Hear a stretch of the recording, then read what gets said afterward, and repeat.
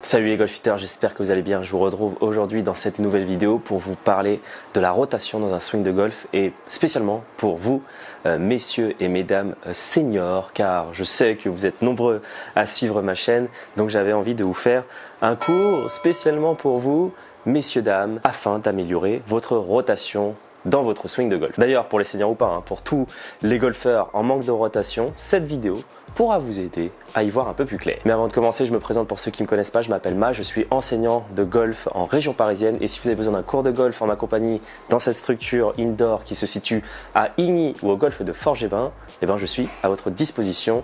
Tous les liens sont dans la description de la vidéo. Alors, on sait à quel point cette rotation est importante dans un swing de golf, mais malheureusement, on n'est pas tous logés à la même enseigne en ce qui concerne notre mobilité. Alors, pour définir en quelques mots la mobilité, c'est la capacité physique d'une personne à se mouvoir dans l'espace aisément dans des positions fonctionnelles ou non d'ailleurs, mais c'est notre capacité en fait à nous mouvoir grâce à nos muscles, à nos tendons, à nos articulations pour réaliser un mouvement. Et malheureusement, comme vous le savez, dans notre vie actuelle qui est un peu sédentaire, dans notre vie occidentale, un peu de personnes aisées par rapport à d'autres pays, on passe beaucoup plus de temps maintenant assis au travail ou ailleurs, le soir devant Netflix on connaît, mais on passe beaucoup plus de temps assis à rien faire de notre corps plutôt qu'à bouger toute la journée. Et bien malheureusement, cette vie sédentaire va causer pour certains des problèmes de mobilité parce qu'à force de ne plus mobiliser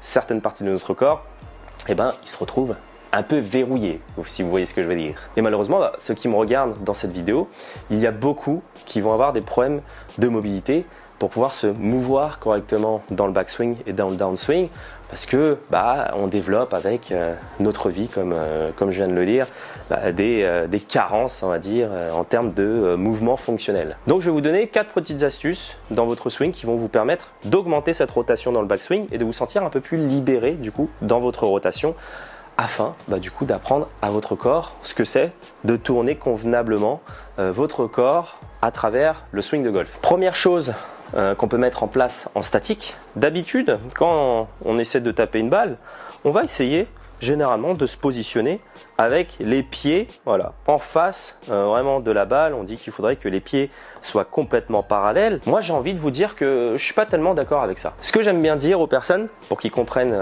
pourquoi je veux pas que les pieds soient comme ça, c'est que, si vous voulez, je vais faire un petit test. Je vais carrément rentrer les pieds à l'intérieur. Donc, je suis vraiment les deux pieds face à la balle.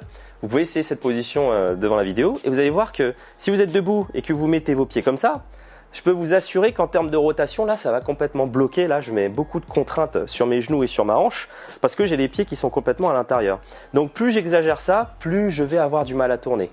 Donc, dans l'idée, ce que j'aimerais, c'est pas les pieds parallèles. Ce que je vais vous demander, en fait, c'est de tout simplement ouvrir un peu vos pieds en canard, ce qui va permettre de déverrouiller un peu plus les genoux, les hanches pour pouvoir tourner plus librement dans le backswing. Donc, pas comme dans les bouquins où on vous dit vraiment parallèle. Moi, je suis plutôt d'avis de vous dire, si vous avez des problèmes de rotation, n'hésitez pas à ouvrir vos deux pieds en canard, comme ça, et vous allez voir que, faites le test, vous allez voir que vous allez tourner déjà beaucoup plus facilement en ouvrant vos deux pieds en canard. Alors que si vous avez les pieds qui sont parallèles ou les pieds qui sont à l'intérieur, vous allez voir qu'en termes de rotation, c'est beaucoup plus compliqué que si vous avez les pieds complètement ouverts. Alors, on s'entend bien complètement ouvert, je ne veux pas non plus vous voir comme ça, ça n'a pas grand sens non plus. Autorisez-vous un petit écartement, on va dire 10-20 degrés à gauche et 10-15 degrés, 10 degrés à droite. Et vous allez voir que ça va déjà commencer à débloquer votre rotation. Deuxième astuce que j'aimerais que vous appliquiez à l'adresse, si vous êtes en manque de rotation dans le backswing et vous avez du mal à sentir que vous tournez librement et que vous êtes un peu bloqué, je peux vous demander tout simplement de vous fermer un tout petit peu par rapport à la cible. Donc c'est-à-dire que naturellement, on va dire qu'on va jouer parallèle par rapport à la cible si on respecte, on va dire, l'alignement traditionnel. Là, j'ai envie de vous dire que pour libérer la rotation, il ne faut pas hésiter à avancer un peu de votre pied gauche, reculer un peu votre pied droit. Vous allez avoir une impression d'être un peu fermé, mais vous allez voir que dans le backswing, ça va vous permettre, encore une fois, de libérer la rotation. On va tourner beaucoup plus facilement en étant un petit peu fermé par rapport à la cible, au lieu d'être parallèle ou d'être complètement ouvert par rapport à la cible. On se ferme un petit petit peu, on avance le pied gauche, on recule le pied droit et vous allez voir que dans la rotation, on va pouvoir tourner beaucoup plus facilement dans le backswing. Troisième astuce qui va vous permettre un peu de libérer cette rotation aussi, ça va être tout simplement de combiner le fait d'ouvrir les pieds en canard, de combiner le fait de se fermer un petit peu par rapport à la cible, et bien de tourner en levant le talon gauche. Alors je sais que dans les bouquins c'est écrit qu'il faut garder les deux pieds au sol, mais vous allez remarquer de plus en plus que certains joueurs, même de très haut niveau, commencent à lever naturellement ce pied gauche pour une recherche de puissance, parce que forcément plus on va lever le pied gauche, plus on va libérer la rotation dans le backswing, ce qui va nous permettre d'avoir un peu plus de largeur au niveau de la tête de club et donc de créer un peu plus de vitesse.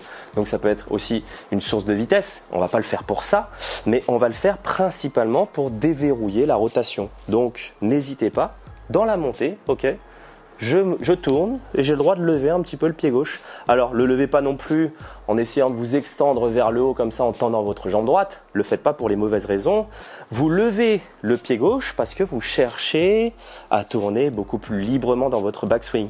Pas la peine non plus de chercher à carrément être en pointe ici, c'est juste je tourne, je lève un petit peu et ce qui va me permettre voilà, de débloquer ma rotation dans le backswing. Quatrième chose que j'aimerais que vous fassiez pour améliorer votre rotation dans votre backswing, ça va être de relâcher ce fameux bras gauche, messieurs, dames. Alors je sais que ça c'est vraiment quelque chose qui est très fort, qui est très ancré dans l'enseignement du golf et que c'est un conseil un peu fourre-tout qu'on donne à ses amis. Ah, tu t'en passes le bras gauche. Qui dit la notion de tendre le bras gauche dit forcément notion de crispation.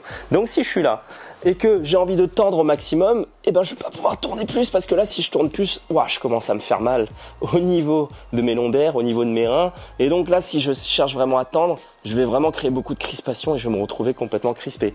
À l'inverse, j'ai envie de vous dire que si vous arrivez à détendre un peu votre bras, il a le droit de se plier un peu, vous allez tourner beaucoup plus librement dans votre backswing. Ok, ce n'est pas un impératif de tendre le bras gauche.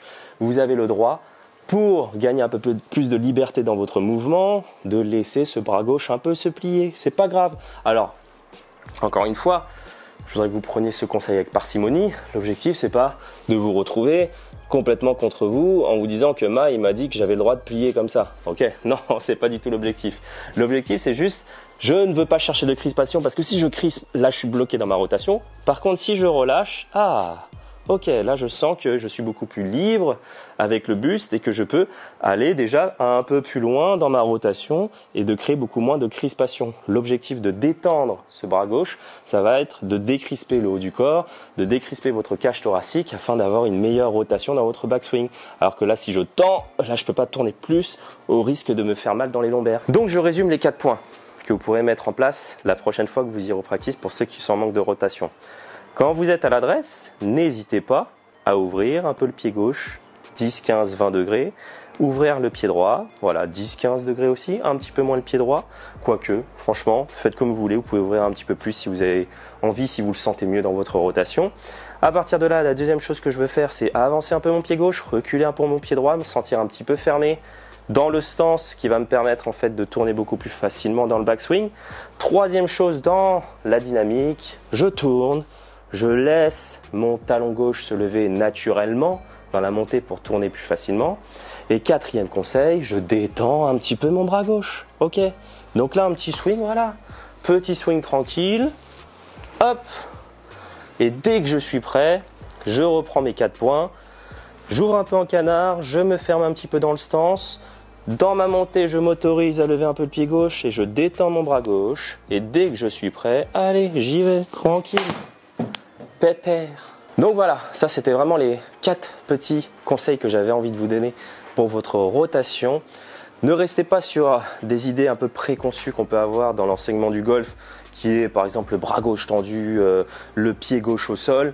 Non, tout ça c'est des choses qui n'ont plus vraiment lieu d'être, surtout pour des personnes en manque de mobilité et pour les seniors généralement. Donc n'hésitez pas à essayer les 4 conseils, de mixer, de voir en fait lequel conseil vous permettra de mieux tourner, d'être un peu plus libre dans votre rotation. Vous n'êtes pas obligé de faire les 4, hein. je dirais qu'il faut essayer de picorer un petit peu ce que vous voyez dans les vidéos, essayer petit à petit les choses qui vous conviennent et qui vous conviennent pas et de garder uniquement ce qui vous convienne. Les vidéos sur YouTube doivent vous permettre juste d'être des pistes à creuser, et si vous creusez cette piste et que ça fonctionne, eh ben, tant mieux pour vous. Par contre, si ça fonctionne pas, bah, vous laissez tomber. Ok, je veux pas que vous appliquiez tous mes conseils à la lettre, il faut que vous essayiez, et si ça fonctionne pour vous, eh ben, tant mieux, j'aurais fait mon job. Allez, sur ce, bah, je vous souhaite un très bon golf à tous, et je vous dis tout simplement à la prochaine. Allez, ciao.